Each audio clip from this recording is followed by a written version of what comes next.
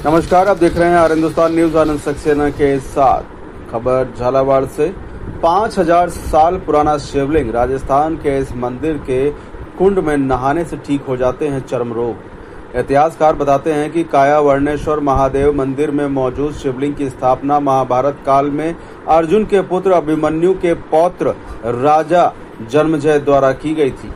यहाँ पर राजा जन्मेजय की प्रतिमा भी स्थापित है और एक पौराणिक कथा का हवाला देते हुए यहाँ के इतिहासकार बताते हैं कि राजा जन्मेजय का कुष्ठ रोग यहाँ के मंदाकिनी कुंड में स्नान करने से ठीक हुआ था। झालावाड़ का कायावर्णेश्वर महादेव मंदिर झालावाड़ जिला मुख्यालय से लगभग 90 किलोमीटर दूर डग क्षेत्र के क्यासरा गांव के समीप पहाड़ियों के मध्य स्थित है।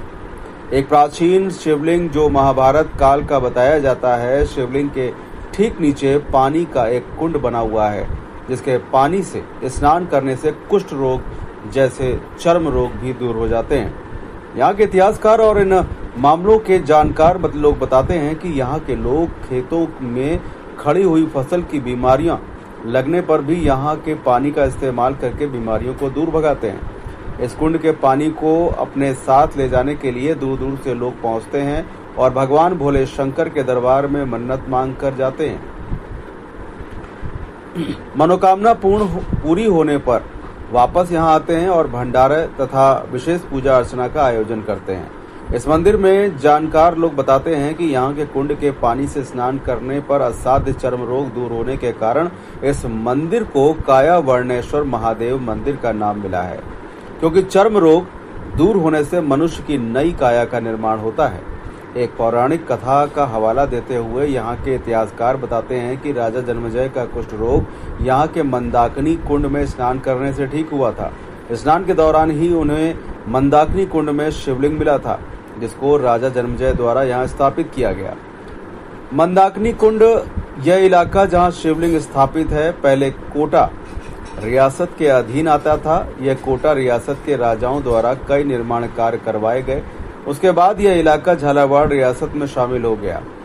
साल 1944 में झालावाड़ के तत्कालीन शासक राजेंद्र सिंह द्वारा भी यहाँ बड़े पैमाने पर बड़े निर्माण कार्य करवाए गए, जो आज भी मौजूद हैं। पल पल बढ़ता शिवलिंग।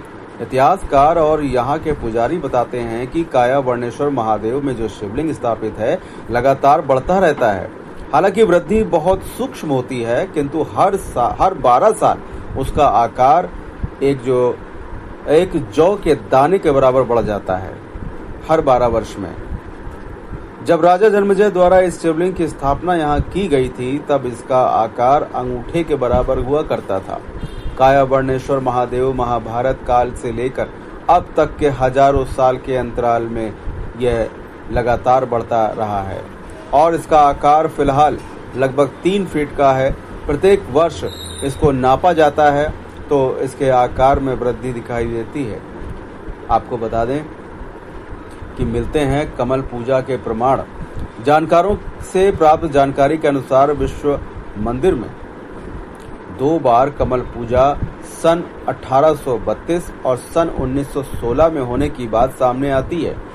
इसके प्रमाण के तौर पर मंदिर में 2 शिलालेख भी लगे हुए हैं। बताया जाता है कि मंदिर में 2 बार कमल पूजा हुई, जिसमें 2 बार 2 युवकों ने स्वयं अपने शीश काटकर भगवान भोलेनाथ के चरणों में अर्पित किए। मंदिर के गर्भगृह के पिछले हिस्से में 2 शिलालेख लगे हुए हैं, जिन पर कमल पूजा का जिक्र है, जहां कमल पूजा देने वाले लोगों के बारे में भी विवरण अंकित किया गया। आस्था का सैलाब की बात करें तो कायावर्णेश्वर महादेव मंदिर में पूरे वर्ष आस्था का जन सैलाब उमड़ता है। विशेषकर सावन और शिवरात्रि पर यहाँ लाखों लोग पहुँचते हैं। शिवरात्रि और सावन के सोमवारों पर यहाँ एक से 1.25 लाख लोग दर्शन के लिए दर्शनार्थी पहुंचते हैं। मंदिर का संचालन करने वाली समिति के सदस्य बताते हैं कि यहाँ विशेष अवसरों पर लाखों लोगों की भीड़ होती है। मुख्य मार्ग से लेकर मंदिर तक रास्ते पूरे भरे होते हैं, जहाँ पैर रखने की भी जगह नहीं होती है।